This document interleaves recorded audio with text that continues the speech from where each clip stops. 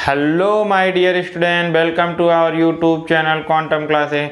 Dear student, आज हम लोग S2 सीरीज का ये थर्ड वीडियो है जिसमें हम लोग देखेंगे जो इनवर्स ट्रिग्नोमेट्रिक चैप्टर है उसके कुछ प्रॉब्लम्स रह गए थे, उनको हम लोग चलो क्विकली सॉल्व कर लेते हैं। देखो मेरे प्यारे बच्चों, इस क्वेश्चन में क्या दिया गया है, simplest form of tan inverse cos x अपान में 1 प्लस साइन है।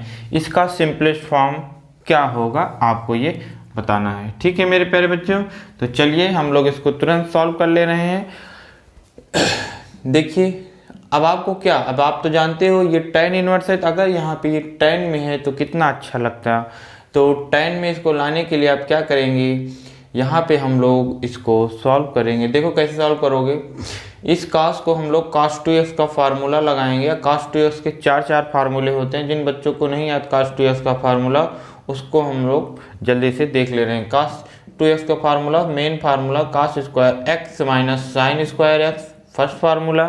सेकंड मेरे प्यारे बच्चों 2 cos square x minus 1, third formula 1 minus 2 sine square x, fourth formula जो सबसे important 1 minus tan square x अपान में 1 प्लस tan स्क्वायर x। ये मेरे प्यारे बच्चों cos 2x के चार फार्मूले हैं, जिन बच्चों को नहीं लर्न उसको राइट कर लेंगे। ठीक है, अब इसमें देखिए क्या हुआ क्या कि ये cos 2x है तो यहाँ पे क्या हो गया, cos square x minus sine है, मतलब ये जो एंगल 2x है ये यहाँ पे हाफ हो जाता है इस टाइप इस तरफ। ठीक है, तो जैसे मान लीजिए कभी आपको कल को यहाँ पे cos x के स्थान पे ये फार्मूला अप्लाई करना हो तो यहाँ पे बाई 2 हो जाएगा, बस हाफ कर देंगे। ऐसे यहाँ पे हाफ कर देंगे, यहाँ पे हाफ कर देंगे, ठीक, यहाँ पे भी हाफ हो जाएगा और यहाँ पे एंगल को आपको हाफ कर देना है।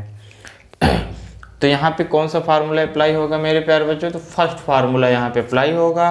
तो यहाँ पे हम लोग लिखेंगे cos square x by 2 minus sine square x by 2।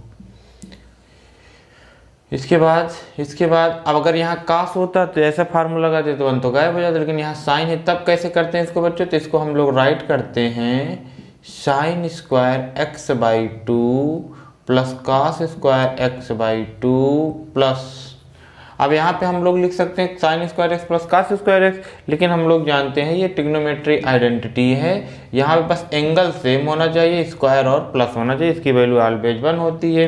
अब यहाँ पे 3 3 4 4 1 2 2 चाहे जो दोनों सेम होगा एंगल तो इसकी वैल्यू 1 होगी।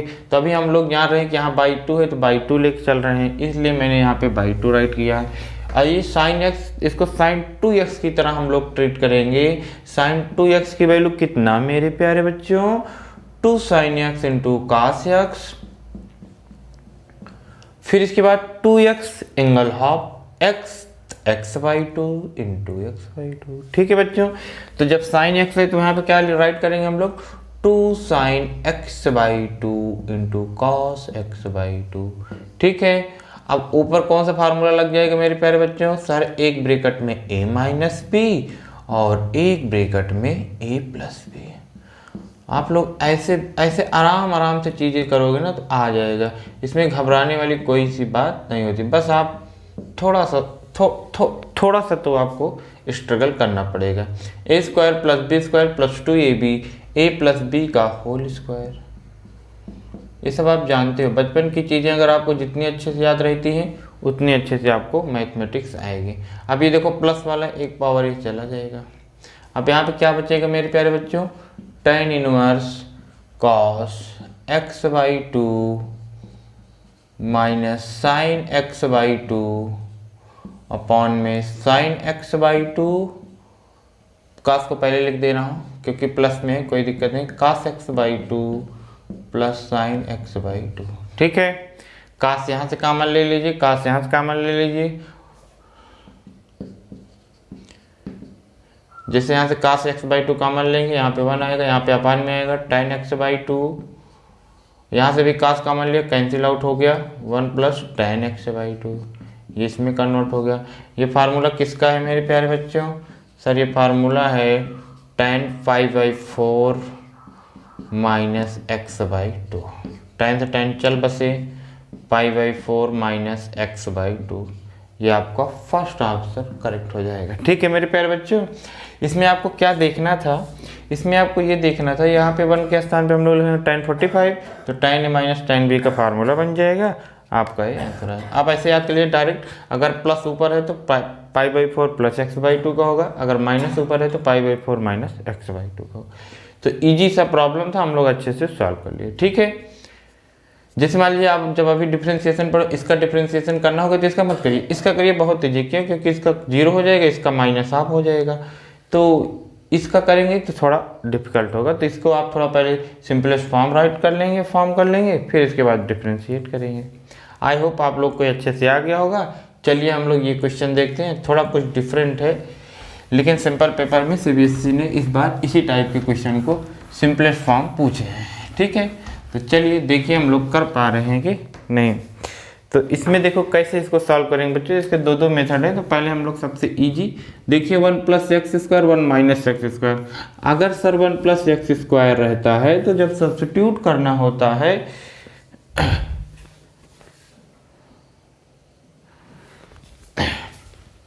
अगर जब आपके पास 1 + x² है तो सब्स्टिट्यूट करने के लिए x = 8 sin θ रखते थे हम लोग। यहाँ पे 1 है की वैल्यू तो ये रख देंगे, माइनस है तो क्या रखते थे मेरे प्यारे बच्चों, साइन रखते थे। यहाँ पे तो दोनों है, तब क्या करेंगे, तो इस केस में मेरे प्यारे बच्चों आपको करना रहता है x = a cos 2θ। मतलब यहाँ पे 1 है तो यहाँ पे x = cos θ। ठीक है, क्या मैंने बता दिया बच्चों कि जब प्लस और माइनस दोनों के स्क्वायर हैं तो आप x की वैल्यू cos 2θ आप एज्यूम करेंगे। ठीक है, तो यहाँ पे आप लेट करेंगे, आपको बताना है find the value of x। तो चलो यहाँ पे हम लोग लेट कर ले रहे हैं, लेट सॉरी बच्चों, x² = cos 2θ। ठीक मेरे प्यारे बच्चों, क्यों? क्योंकि यहाँ पे 1 + x² और दोनों है, ये tan का था, ये sin का था, लेकिन जब दोनों है तो हम लोग किसी का नहीं cos 2θ मान। अब आप यहाँ पे पुट कर देंगे मेरे प्यारे बच्चों, बस स्क्वायर रूट में 1 + cos 2θ minus 1 - cos 2θ 1 + cos 2θ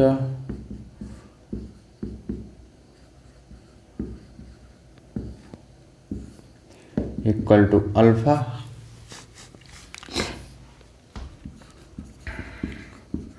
tan inverse, अब cos 2θ का ऐसा फार्मूला कि बन गए तो 2 cos² θ -1।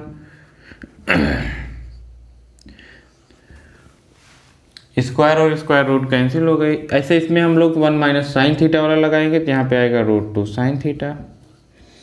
कैसे? cos 2θ कौन सा फार्मूला, 1 - 2 sin² θ। जब आप पुट करेंगे ये माइनस अंदर जाएगा तो ये माइनस, ये प्लस और ये माइनस कैंसिल, 2 बचा, रूट में है √2, ये रूट कैंसिल हो जाएगा।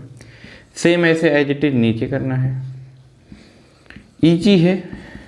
बस आप लोग कभी इस टाइप के क्वेश्चन को सॉल्व नहीं किए तो इसलिए थोड़ा सा डिफिकल्ट हो सकता है, वरना ये इजी है। √2 देखिए कॉमन ले लेंगे न्यूमरेटर डिनोमिनेटर से, तो √2 आपका कैंसिल आउट हो जाएगा, cos θ - sin θ अपॉन में cos θ + sin θ। cos कॉमन ले लेंगे, न्यूमरेटर और डिनोमिनेटर कैंसिल हो जाएगा, यहाँ पे 1 - tan θ अपॉन में 1 + tan θ। अभी सर ने आपको बताया था कि माइनस है तो माइनस का फार्मूला बन जाएगा। कितना बन जाएगा मेरे प्यारे बच्चों, यहाँ पे राइट कर दे रहा हूँ, tan इनवर्स tan π/4 - θ। ठीक है, ये आपस में चल बसे, यहाँ पे बचा π/4 - θ = अल्फा। थीटा कितना पुट कर देंगे बच्चों, दिख रहा है? ठीक है दिख रहा है। थीटा कितना पुट कर देंगे बच्चों, थीटा कहाँ गया, ये पहले cos इधर आएगा तो cos इनवर्स x² होगा, ये 2 अपान में आ जाएगा, तो 1/2 cos इनवर्स x² = अल्फा। ठीक है मेरे प्यारे बच्चों, अब ये चीज़ उधर, ये चीज़ इधर ले लेंगे हम लोग, तो π/4 - अल्फा = 1/2 cos इनवर्स x²। ठीक है मेरे प्यारे बच्चों, अब यहाँ पे क्या होगा, ये π/4 - अल्फा = 1/2 cos इनवर्स x²। अब ये 2 इधर क्रॉस मल्टीप्लाई हो जाएगा तो कितना आ जाएगा, कहाँ पे राइट कर दूँ, यहाँ पे राइट कर दे रहा हूँ बच्चों, तो हो जाएगा π/2 ये इधर जब मल्टीप्लाई होगा pi by 2 minus 2 alpha is equal to cos inverse x square. Cos inverse इधर आएगा तो cos pi by 2 minus 2 alpha is equal to x square. Cos 90 minus theta sine theta, theta के स्थान पे 2 अल्फा है तो ऐसे एक्स स्क्वायर रूट ले लेंगे तो X is equal to root sine alpha आ जाएगा। कितना आ जाएगा मेरे प्यारे बच्चों? Root sine 2 alpha. Very easy problem है, हम लोग अच्छे से इसको सॉल्व कर लेंगे। कुछ नहीं करना है आपको, बस ये ध्यान देना है कि सर ने पहले बताया था कि 1 प्लस एक्स स्क्वायर है, सब्सटीट्यूट करना है तो टेन थीटा सब्सटीट्यूट करते थे। 1 माइनस एक्स स्क्वायर है, सर ने कहा था कॉस थीटा या साइन थीटा सब्सटीट्यूट करें, दोनों है कन्फ्यूजन क्रिएटेड। फिर क्या करोगे? कुछ ना करो, cos 2 थीटा मान लो, cos 2 थीटा यहाँ पे पुट करेंगे, ऐसा फार्मूला 1 गायब हो जाएगा, 2 cos स्क्वायर थीटा माइनस 1 गायब हो जाएगा, फिर ऐसे यहाँ साइन वाले, फिर इसके बाद कॉमन ले लेंगे, फिर सिंप्लीफाई, ये आपका tan का फार्मूला बन गया। फार्मूला आप अप्लाई कर देंगे, फिर tan इनवर्स tan चल बसेंगे। फिर उसके बाद आपको क्या करना है, थीटा की वैल्यू यहाँ से फाइंड आउट करके यहाँ रख देंगे, 2 का इधर मल्टीप्लाई कर लेंगे, फिर इसके बाद ये आपका आंसर है। इजी था, बस हम लोग किए नहीं रहते अगर इस टाइप की प्रॉब्लम, थोड़ा प्रॉब्लम आती है, किए रहेंगे तो प्रॉब्लम बिल्कुल नहीं आएगी। मैंने तो आपको पहले बता दिया है कि हम लोग को ऐसा कोई क्वेश्चन नहीं होगा जो हम लोग S2 सीरीज में ना देखे रहें। ठीक है, चलिए अब इसको मैं इरेज कर रहे हैं। अब आते हैं हम लोग नेक्स्ट प्रॉब्लम पे।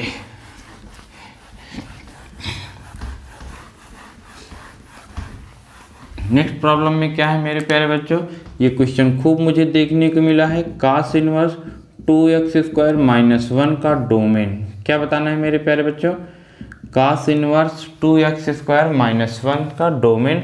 तो आपको क्या करना है? कुछ नहीं करना, सर ने पहले बता दिया था कि cos इनवर्स जो x है इसका जो डोमेन होता है -1 से 1 के बीच में होता है।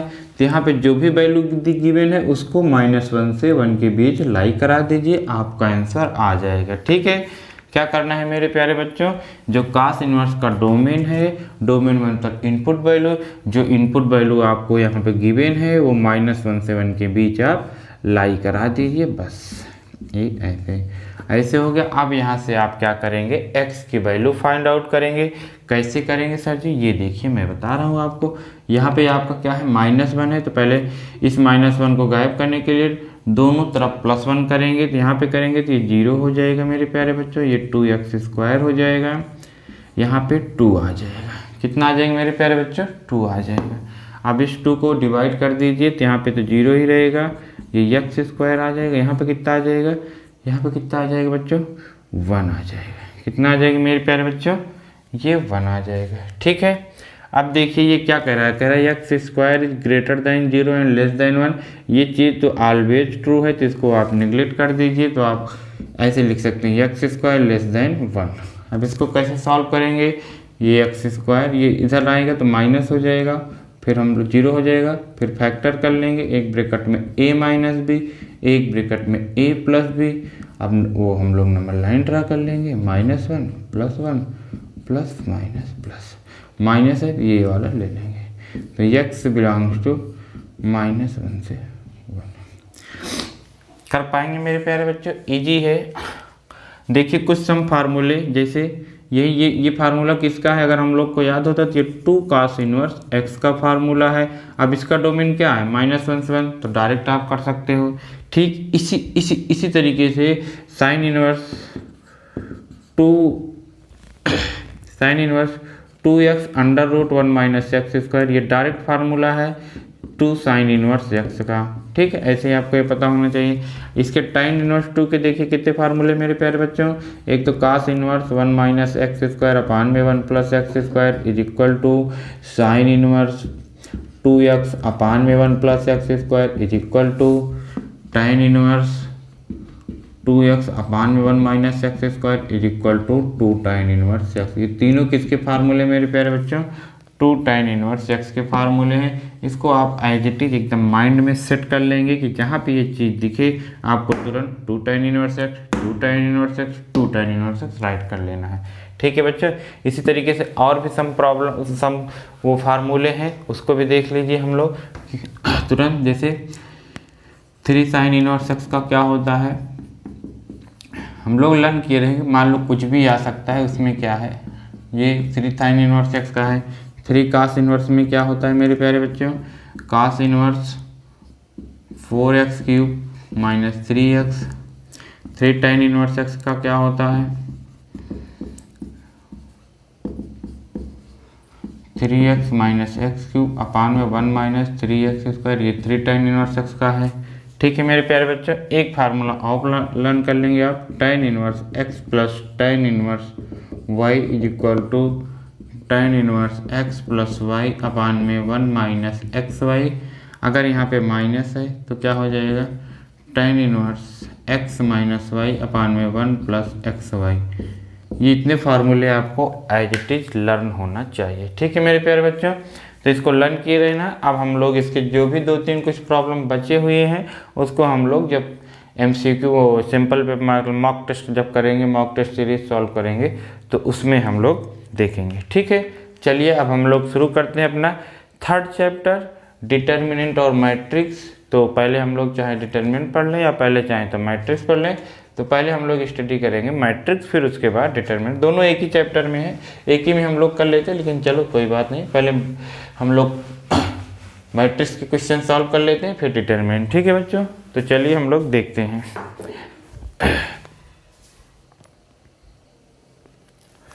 देखिए मेरे प्यारे बच्चों, मैट्रिक्स का ये फर्स्ट प्रॉब्लम है। देखो इसमें क्या है कि ये 2 मैट्रिक्स आपको इक्वल दी गई है, फिर इसमें आपको x और y की वैल्यू बतानी है।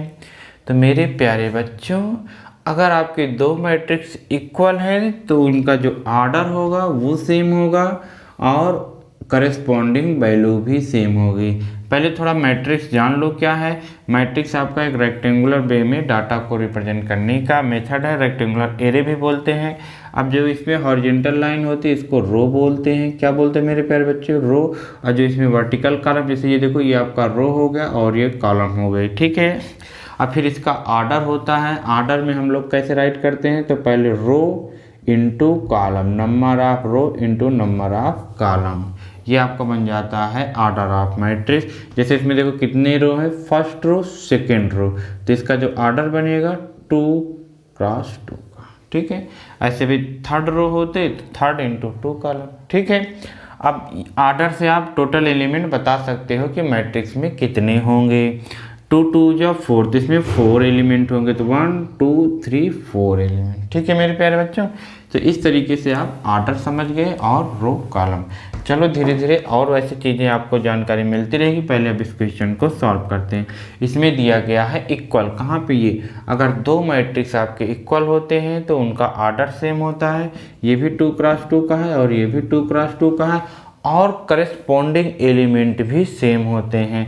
करस्पॉन्डिंग एलिमेंट का सेम होना मतलब 3x + 7 इज इक्वल टू, यहाँ पे ये फर्स्ट एलिमेंट, यहाँ पे फर्स्ट एलिमेंट 0 है तो 3x इक्वल टू -7, तो x इज इक्वल टू -7/3।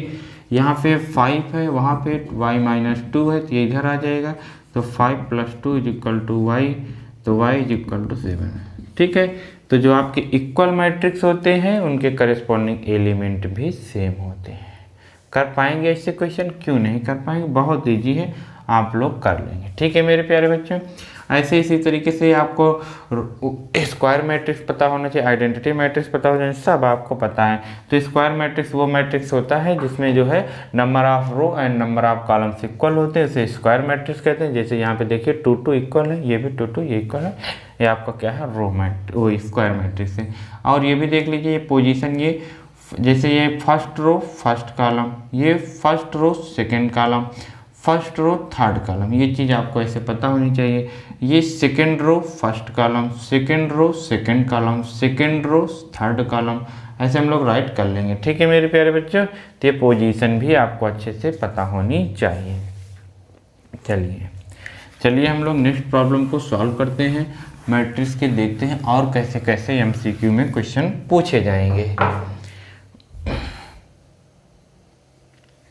देखिए मेरे प्यारे बच्चों, इसमें किस टॉपिक पे क्वेश्चन बेस्ड है, टाइप ऑफ मैट्रिक्स के टाइप पे बेस्ड है। तो इसमें क्या करें आइडेंटिटी मैट्रिक्स, सिमेट्री मैट्रिक्स, इसको symmetry matrix, none of this. चलिए मेरे प्यारे बच्चों, सब कुछ जान लेते हैं सब क्या होता है। Identity matrix. तो पहले देखो बच्चों, स्क्वायर मैट्रिक्स सर ने बता दिया, क्या बताया कि number of row is equal to number of column, this is called row square matrix. फिर उसके बाद डायगोनल मैट्रिक्स। डायगोनल मैट्रिक्स क्या होते हैं मेरे प्यारे बच्चों?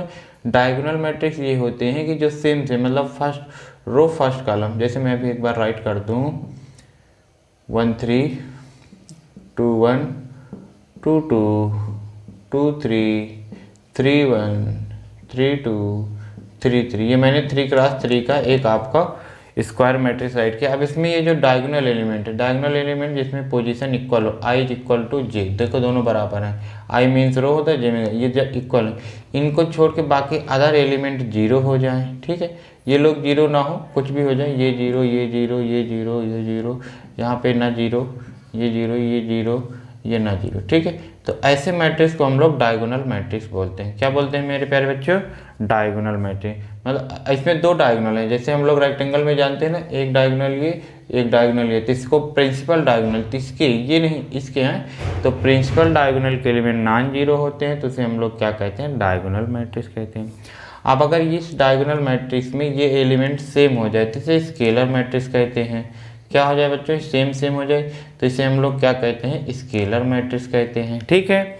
अगर इसी स्केलर मैट्रिक्स में ये आपका क्या हो जाए? 1 1 हो जाए, तो इसे ही आप आइडेंटिटी मैट्रिक्स कहते हैं, ठीक है, या यूनिट मैट्रिक्स कहते हैं, या आइडेंटिटी मैट्रिक्स कहते हैं, ठीक है। तो देखिए ये तो स्केलर भी नहीं है और आइडेंटिटी भी नहीं है, तब फिर क्या होगा? या तो सिमेट्रिक या इसको सिमेट्रिक। ये क्या है सर? अभी बता दे रहा हूँ, इसको सिमेट्रिक और सिमेट्रिक मैट्रिक्स, ठीक है। तो पहले पता चल गया, ये आइडेंटिटी मैट्रिक्स को आई से डिनोट करते हैं, ठीक है। अब देखिए ये इसको सिमेट्रिक और सिमेट्रिक मैट्रिक्स क्या होते हैं बच्चों? तो इसके लिए आपको ट्रांसपोज आना चाहिए मैट्रिक्स का। देखो मैं बता दे रहा हूँ, जैसे ABCD है, अब इसका ट्रांसपोज लेंगे। ट्रांसपोज का मतलब ये होता है कि ये जो रो है ये आपके कॉलम हो जाएंगे, और जो आपके ये कॉलम है ये किस में बदल जाएंगे बच्चों? रो में बदल जाएंगे। इसे हम लोग क्या कहते हैं? Transpose of matrix. अगर आप किसी भी मैट्रिक्स का ट्रांसपोज लेते हैं डैश, और वहीं से फिर से मैट्रिक्स आ जाए, कोई चेंजेस ना आए, तो उसे हम लोग कहते हैं सिमेट्रिक मैट्रिक्स। अगर मान लीजिए चेंज तो आया लेकिन माइनस के साथ आया, तो इसे हम लोग इसको सिमेट्रिक कहते हैं, ठीक है मेरे प्यारे बच्चों। तो एक बार आप इसका डैश ले लीजिए, जैसे A इज इक्वल टू कितना है मेरे प्यारे बच्चों? 1 0 0, डैश ले लो, डायरेक्ट डैश ले लेना बच्चों। अब ये जैसे रो इसको कॉलम बना देंगे, 1 0 0, ये भी 0 2 0 और ये 0 0 4। अब इसमें हम लोग को क्या दिखा मेरे प्यारे बच्चों? इसमें ये दिखा कि ये फिर से वही A मैट्रिक्स आ गया, जब A का डैश लिए तो फिर से वही मैट्रिक्स आ गया। तो ऐसे मैट्रिक्स को सिमेट्रिक मैट्रिक्स बोलते हैं। क्या बोलते हैं मेरे प्यारे बच्चों? Symmetric matrix. ये डायगोनल भी मैट्रिक्स है और सिमेट्रिक मैट्रिक्स है। आइडेंटिटी क्यों नहीं? क्योंकि ये दोनों वन नहीं, इसलिए आइडेंटिटी नहीं है। आई होप आप लोग को अच्छे से समझ में आ गए। सिमेट्रिक मैट्रिक्स जिसका ट्रांसपोज लेने से फिर से वही मैट्रिक्स आता है, सिमेट्रिक मैट्रिक्स जिसका ट्रांसपोज लेने से माइनस का आता है साइन, उसे हम लोग क्या कहते हैं? क्या कहते हैं? इसको सिमेट्रिक मैट्रिक्स, ठीक है मेरे प्यारे बच्चों, हो जाएगा। तो आपको चिंता करने की कोई बात नहीं, डोंट टेक एनी पैनिक। अब हम लोग चलो अगले टाइप के क्वेश्चन करते हैं। देखिए मेरे प्यारे बच्चों, इस क्वेश्चन में क्या पूछा गया? ये आपको एक मैट्रिक्स गिवन है, फिर आपको इसमें से बताना है विच ऑप्शन इज करेक्ट, ठीक है। डायगोनल मैट्रिक्स नहीं होगा क्योंकि ये सब नॉन जीरो एलिमेंट है, इसको जीरो होना चाहिए था। सिमेट्रिक मैट्रिक्स, इसका डैश लेके आप चेक करेंगे कि ये उसी के इक्वल आ रहा है कि नहीं। इसको सिमेट्रिक, यही आपका आंसर है, ठीक है। कैसे मैं जान पाया? जब आपके मेन डायगोनल के एलिमेंट अगर जीरो होते हैं और यहाँ पे साइन अपोजिट एक दूसरे के रहते हैं, तो ये आपका क्या होता है? इसको सिमेट्रिक मैट्रिक्स। आप निकालेंगे तो इसका जो डैश आएगा माइनस के इक्वल आएगा, ठीक है, इसलिए ये इसको सिमेट्रिक मैट्रिक्स है। पहचान इसकी क्या है? इसके सिमेट्रिक तो मेन डायगोनल के एलिमेंट जीरो होने चाहिए, इसके नीचे और ऊपर सेम एलिमेंट हो जाए, बस साइन में क्या होनी चाहिए? अपोजिट। यहाँ पे -5 तो ये 5, ये 8 तो ये -8, ये 12 माइनस का तो ये 12, ठीक है। तो इस तरीके से आप कर सकते हैं। एक खास बात और, इसकी सिमेट्रिक अगर आड आर्डर का है, आड आर्डर मतलब 3 क्रॉस 3 या 5 क्रॉस 5 7 क्रॉस 7 अगर ऑड ऑर्डर का है तो जब इसका हम लोग डिटर्मिनेंट अभी आगे पढ़ेंगे, डिटर्मिनेंट लेंगे तो वो 0 आता है। तो इसके सिमेट्रिक का जो डिटर्मिनेंट है ऑड ऑर्डर का वो क्या होता है मेरे प्यारे बच्चों, 0 होता है। ये भी आप अच्छे से ध्यान दीजिएगा। स्केलर तो है नहीं, वो तो आप पिछले वाले क्वेश्चन में देख लीजिए। ठीक है, चलिए हम लोग चलते हैं नेक्स्ट प्रॉब्लम पे। देखिए मेरे प्यारे बच्चों, ये असर्शन और रीजनिंग टाइप का क्वेश्चन था। इसमें क्या दे रखा है, इसमें कह रहे हैं कि A and B are symmetric matrices, then ये इसकी सिमेट्रिक। ठीक है, तो चलो चेक कर ले रहे हैं। तो इसको कोई एक नया मैट्रिक्स मान लेते हैं, तो P is equal to A B minus B A. अब आपको ये देखना है कि ये इसकी सिमेट्रिक है कि नहीं, जबकि ये सिमेट्रिक मैट्रिक्स है। अच्छा, ए और बी सिमेट्रिक है, मतलब A dash is equal to A और B dash is equal to B. क्यों? क्योंकि सिमेट्रिक मैट्रिक्स का जब डैश लेते हैं फिर से वही मैट्रिक्स आ जाता है। तो ये चीज़ आपको राइट करना आना चाहिए। अब आपको ये पता करना है इसकी सिमेट्रिक है तो इसका डैश ले लो, और डैश लेने से फिर से यही आ जाए, फिर से यहाँ पे P आ जाएगा, तो आपका समझ जाना कि वो सिमेट्रिक है। माइनस P के साथ है तो इसको सिमेट्रिक। तो चलो चेक कर ले रहे हैं। माइनस है तो इसकी प्रॉपर्टी होती है कि यहाँ पे होल डैश कर देंगे, बी ए का होल डैश कर देंगे। अब इसको हम लोग लिख सकते हैं बी डैश इंटू ए डैश, ये ए डैश इंटू बी डैश ना। इसमें पलट जाता है, ये दूसरा रीजन भी दिया गया है तो ये तो रीजन ट्रू। ए बी का whole dash is equal to B dash and A dash, ये तो ट्रू है। ठीक, अब देखिए बी डैश पे क्या आप राइट कर सकते हैं बच्चों, बी, तो यहाँ पे बी राइट कर देंगे। ए डैश पे क्या राइट कर सकते हैं, ए, तो ए राइट कर देंगे। ऐसे ए डैश पे आप क्या राइट करेंगे, ए, बी डैश पे बी। ठीक है, माइनस इसमें से जब आप कॉमन लेंगे तो ये क्या हो जाएगा बच्चों, ये पहले आ जाएगा और ये बाद में हो जाएगा। ठीक है, तो देखिए क्या ए बी माइनस बी ए यही था, यही था। देखो ए बी माइनस बी ए किसकी वैल्यू है, पी की वैल्यू है मेरे प्यारे बच्चे। तो यहाँ पे हम लोग पी रख देंगे, ये देखिए माइनस। अब उसका जब हम लोग डैश लिए तो ये माइनस के साथ आ गया, माइनस के साथ आ गया। इसकी सिमेट्रिक आया। अच्छा, जब इसकी सिमेट्रिक आया, क्या इसका हम लोग यूज करके लाए हैं, हाँ यहाँ पे। ठीक है, तो इसकी वजह से आया, इसलिए असर्शन भी करेक्ट, रीजन भी करेक्ट और करेक्ट एक्सप्लेनेशन भी है। ठीक है, क्या है मेरे प्यारे बच्चों, करेक्ट एक्सप्लेनेशन भी है। तो ए ऑप्शन में शायद होगा करेक्ट एक्सप्लेनेशन, तो टिक कर दें। या बी में रहता है देख लीजिएगा आप लोग कि ए में करेक्ट एक्सप्लेनेशन है क्या, नॉट करेक्ट बी में है। जो भी है वही टिक मार देंगे। ये पहला भी सही, दूसरा भी सही और करेक्ट एक्सप्लेनेशन भी है। ठीक है, तो चलो और हम लोग चलते हैं, एक दो प्रॉब्लम को और सॉल्व करते हैं मेरे प्यारे बच्चों। देखिए इसमें क्या पूछ रहे हैं बच्चों, एक आपका ये मैट्रिक्स है और एक मैट्रिक्स का मल्टीप्लाई 0 मैट्रिक्स है, तो x की वैल्यू बतानी है। ठीक है, तो पहले ये देखिए कि दोनों मैट्रिक्स का मल्टीप्लाई कब पॉसिबल है। जैसे A कोई मैट्रिक्स है, B कोई मैट्रिक्स है। अगर A मैट्रिक्स है तो इसका ऑर्डर होगा, मान लीजिए m क्रॉस n इसका ऑर्डर है। B कोई मैट्रिक्स है जिसका भी ऑर्डर मान लीजिए p क्रॉस q कोई ऑर्डर है। ठीक है, अब इन दोनों का मैट्रिक्स मल्टीप्लिकेशन तभी पॉसिबल है, A और B तभी आपको मिलेगा जो ये पहले लिखा गया। मतलब इसका जो ये आपका ये है कॉलम और इसके रो के इक्वल होना चाहिए, मतलब n is equal to p होगा तभी मल्टीप्लाई पॉसिबल है, अदरवाइज नहीं है।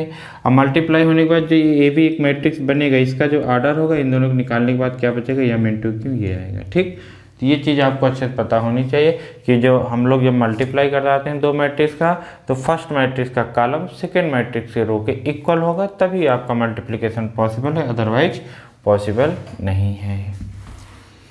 अब यहाँ पे इसका जब ऑर्डर आप राइट करेंगे तो कितना आएगा, 1 कॉलम मतलब सॉरी 1 रो एंड 2 कॉलम, और इसका 2 इंटू 2। देखो ये दोनों इक्वल है तो ये आपका क्या हो जाएगा, मैट्रिक्स मल्टीप्लिकेशन पॉसिबल है। अब 1 क्रॉस 2 का आएगा। देखिए चलो मल्टीप्लाई कैसे कराते हैं बच्चों, तो पहले इसका मल्टीप्लाई इसमें कराएंगे और फिर प्लस इसका मल्टीप्लाई इसमें कराएंगे, प्लस माइनस 2 आ जाएगा।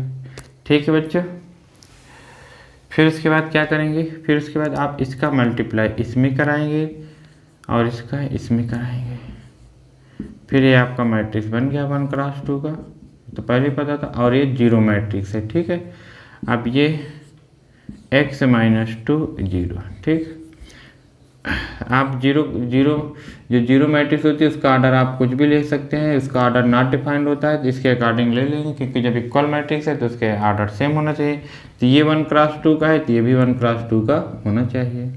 तो जब इसके करस्पॉन्डिंग एलिमेंट भी सेम होना चाहिए तो x minus 2 is equal to 0, x is equal to 2, ये आपका आंसर आ जाएगा डी। ठीक है मेरे प्यारे बच्चा, इस तरीके से आप मल्टीप्लाई भी करना सीख गए और जो है ये क्वेश्चन भी सॉल्व कर लेंगे। ठीक है, अब हम लोग मिलेंगे नेक्स्ट पार्ट में, तो इसके डिटर्मिनेंट और मैट्रिक्स के और थोड़े एडवांस प्रॉब्लम को सॉल्व करेंगे। तब तक आप लोग ये वीडियो अच्छे से देखिए। ठीक है मेरे प्यारे बच्चों।